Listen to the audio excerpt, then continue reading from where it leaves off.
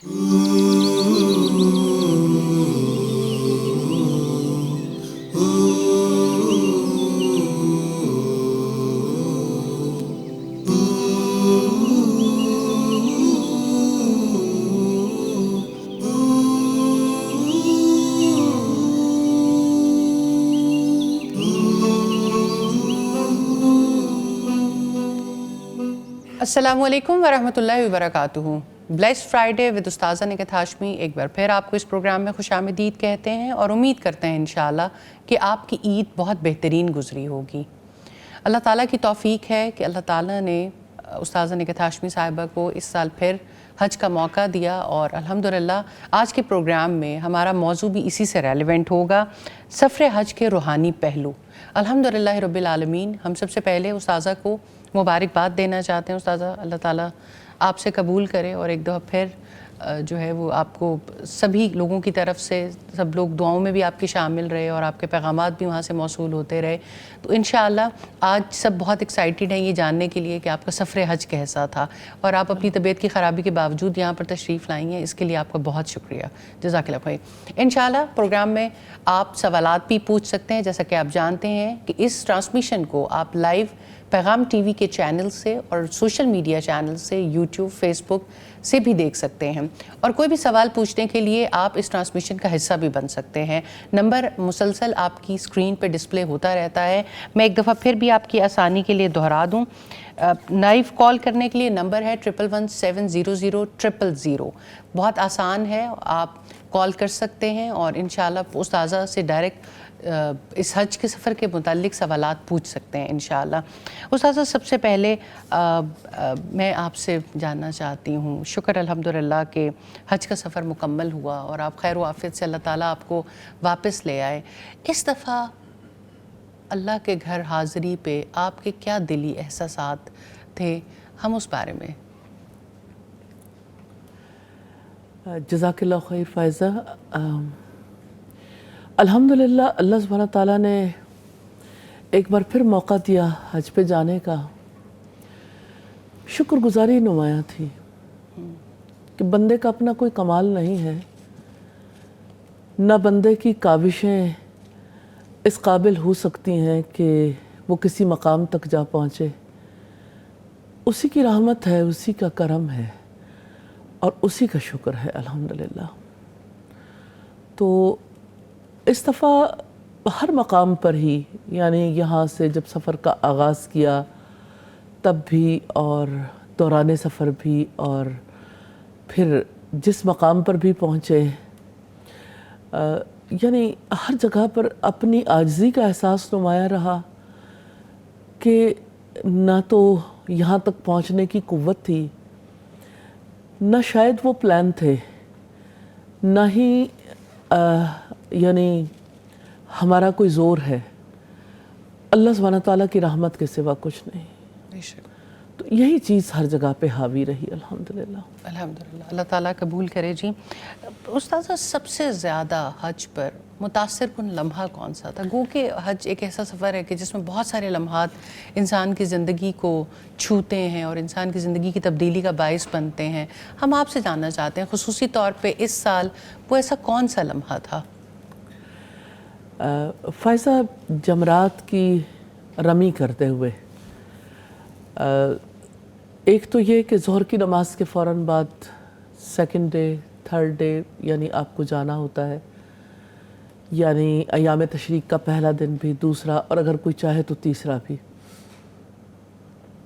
तो जिस वक्त हम दूसरे दिन जा रहे थे उस दिन सूरत हाल ये थी कि यानी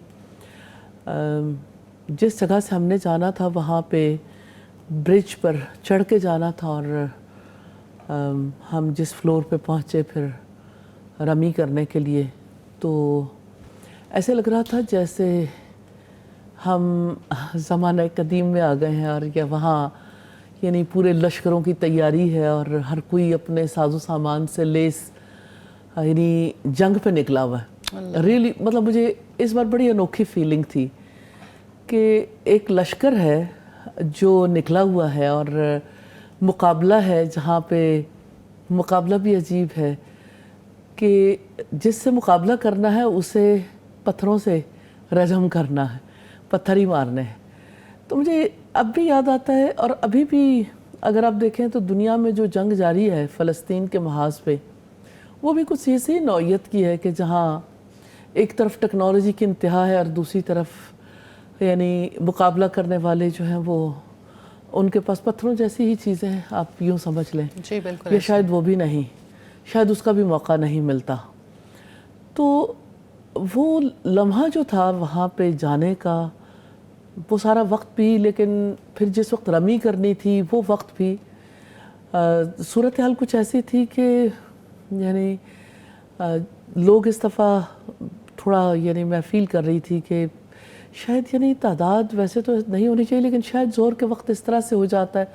تعداد بھی زیادہ تھی اور لوگ بہت دور سے پتھر مار رہے تھے، اور جو لوگ قریب تھے نسبتاً ان کے سروں پہ پتھر پڑ رہے تھے.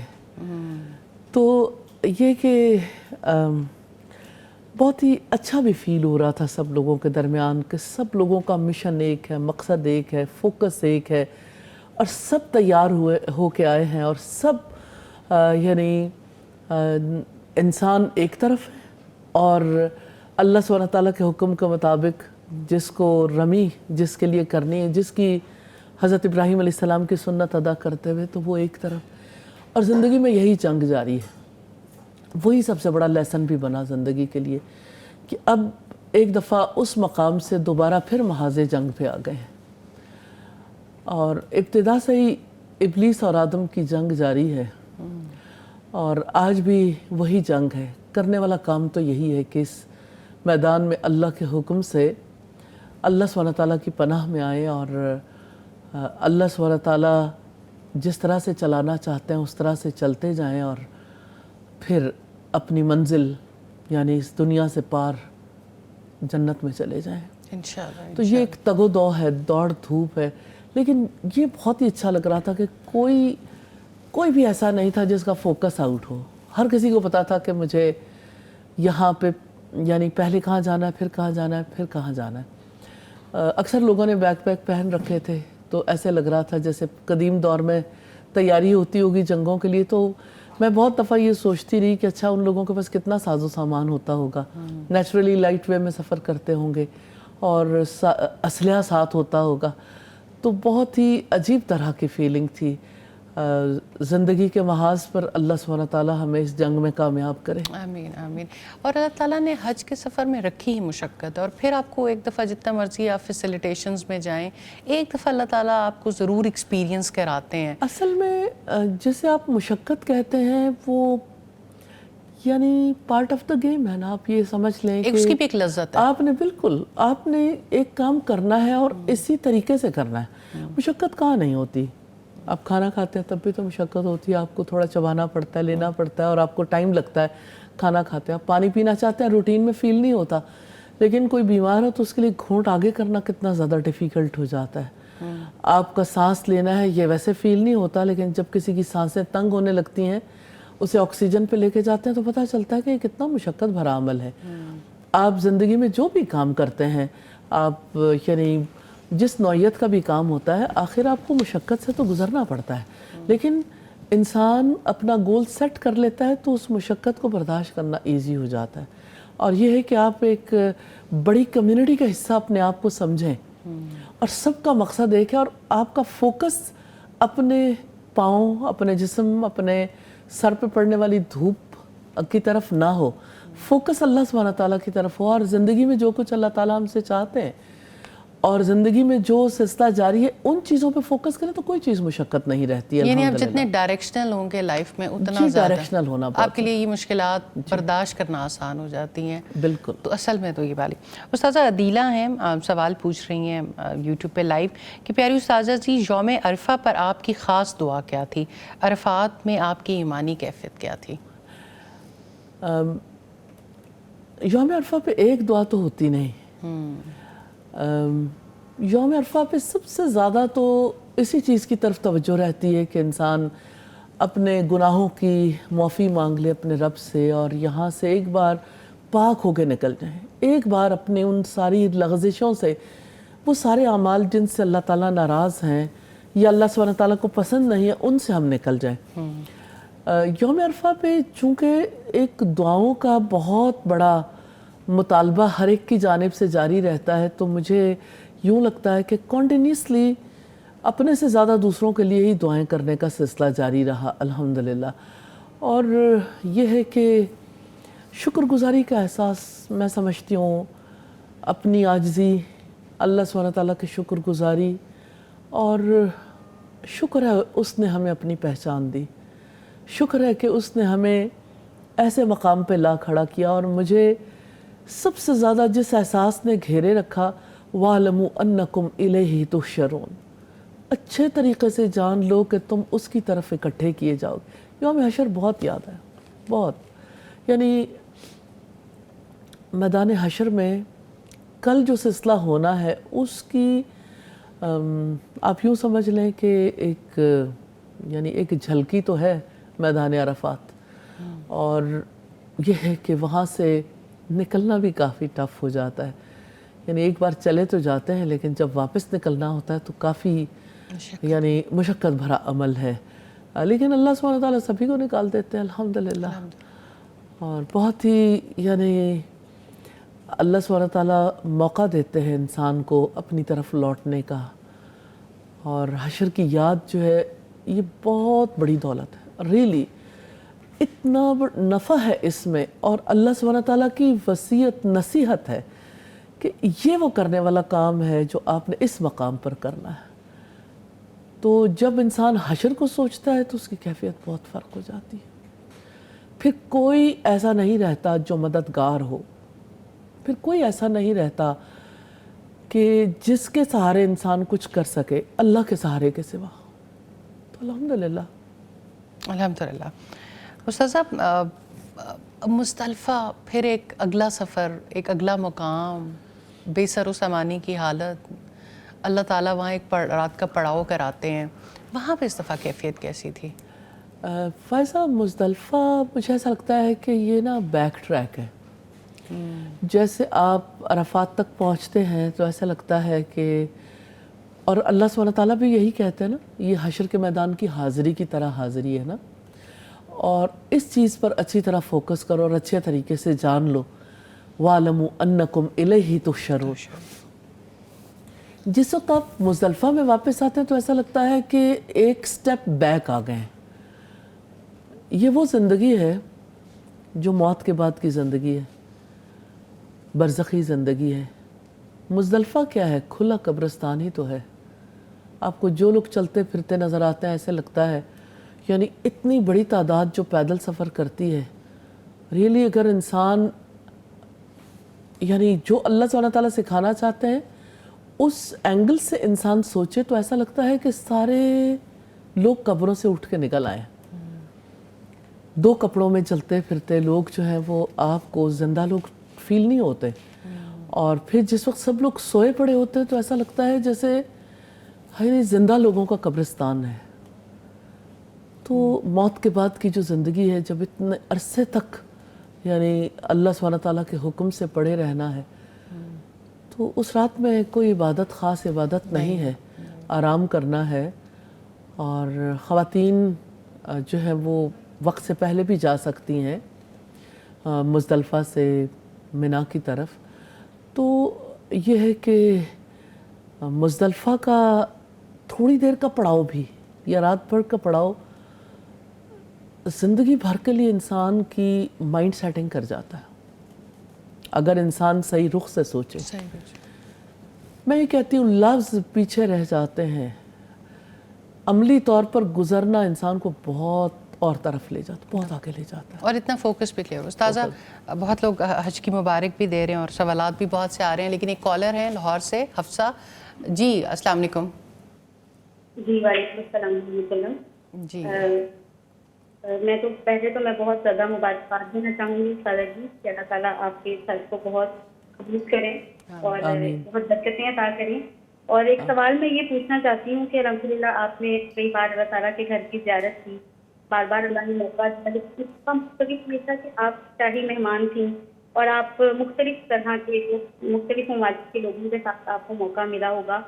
تو میں آپ کی ایمانی کیفیت پوچھنا چاہتی ہوں کہ مختلف لوگوں کے ساتھ جب ہم ایک ہی مرکز میں اکٹھا دیکھتے ہیں اور ایک ہی کام کرتے ہوئے اللہ تعالیٰ کے حکم کو پورا کرتے ہوئے دیکھتے ہیں، تو ایمان کی کون سی ایسی کوئی کیفیت میں پوچھنا چاہتی ہوں کہ آپ کو جب بہت زیادہ اللہ کی محبت اور رحمت محسوس ہوئی؟ جزاک اللہ خیر حفصہ، آپ نے بڑا اچھا سوال کیا اور بڑا گہرا سوال ہے.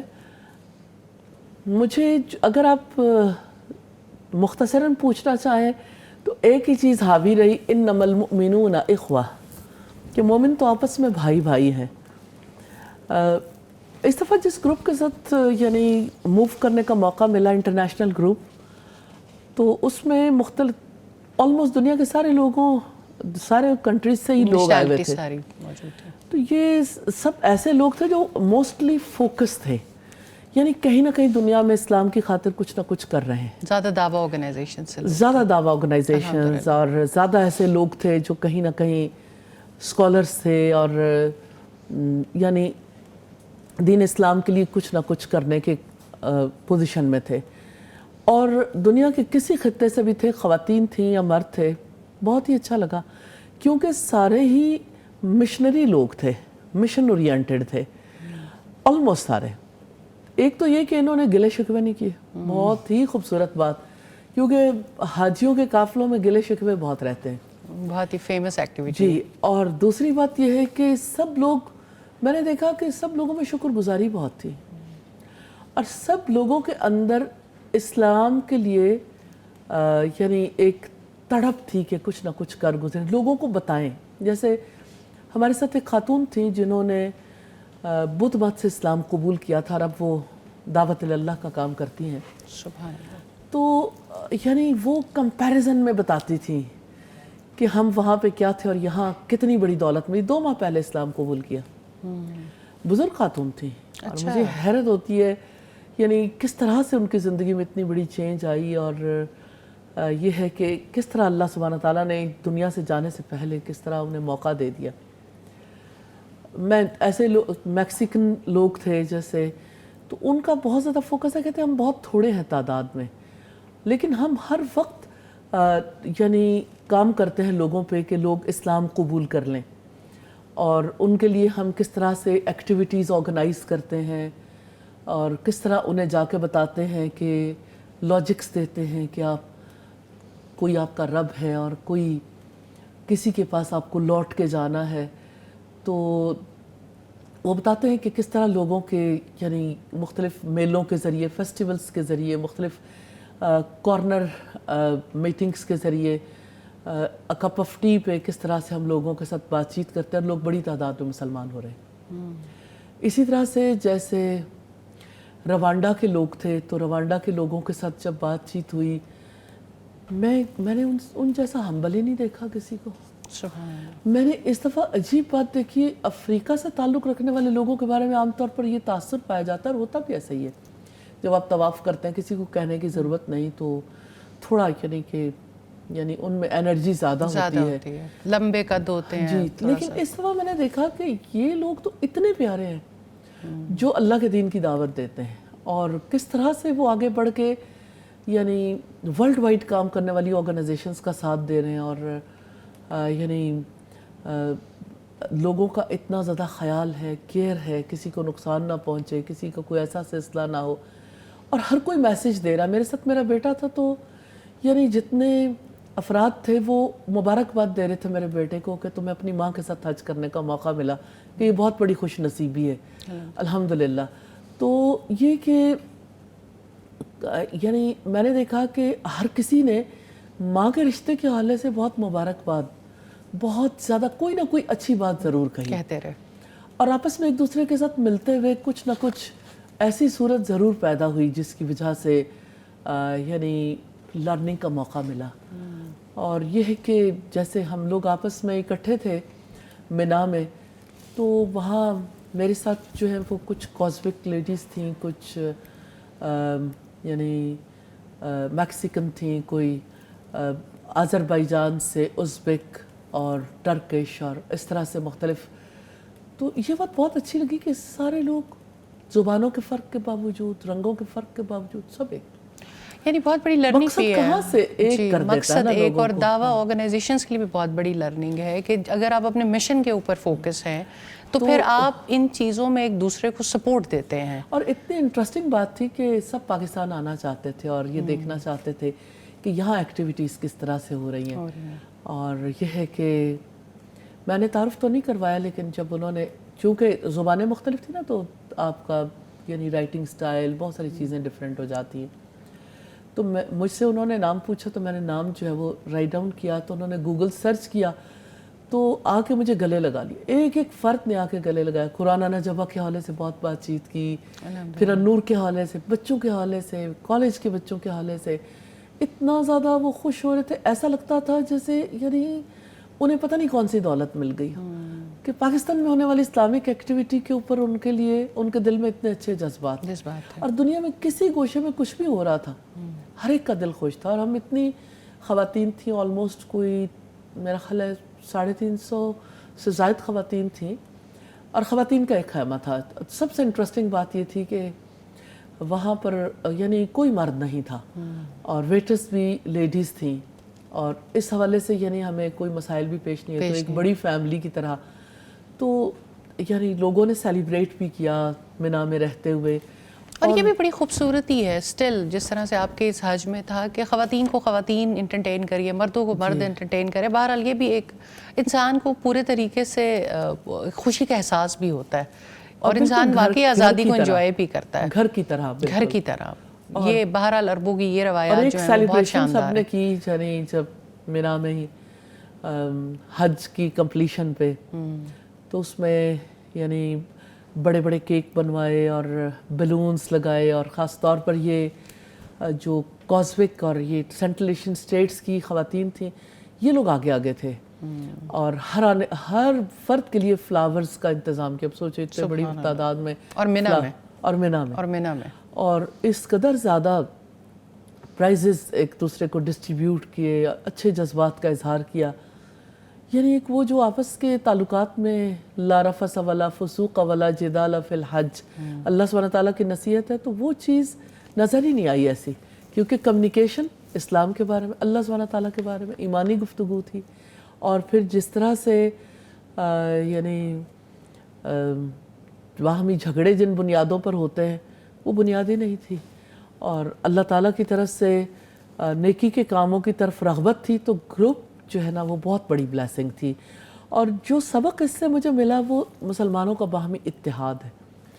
میں یہ سوچتی ہوں کہ ایک کلمے نے مسلمانوں کو، دنیا بھر کے لوگوں کو، رنگ ایک جیسے نہیں، وطن ایک جیسا نہیں، زبان ایک جیسی نہیں، اور قد بت ایک جیسے نہیں، کوئی طور طریقے ویسے جنرلی کھانے پینے کے جو ذوق ہیں وہ مختلف ہیں، سب ایک جیسا کھا رہے ہیں، سب ایک جیسے بیٹھے. ایک یعنی کوئی ایک آ رہا ہے تو سب اسے انٹرٹین کرنے کے لیے بیٹھے ہوئے. کوئی ایک چائے لینے کے لیے گیا تو سب لوگوں کے لیے، یعنی ایک فیملی کی طرح ہی، کہ جیسے فیملی کے لوگ بیٹھتے ہیں. اور سب لوگ ایسے آپس میں مل بیٹھ کے باتیں کر رہے تھے جیسے ہمیشہ سے اکٹھے رہتے آئے ہوں.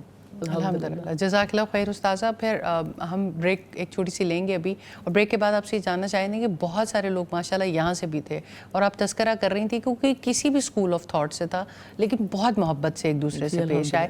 تو ایک مختصر سے وقفے کے بعد انشاءاللہ دوبارہ حاضر ہوتے ہیں.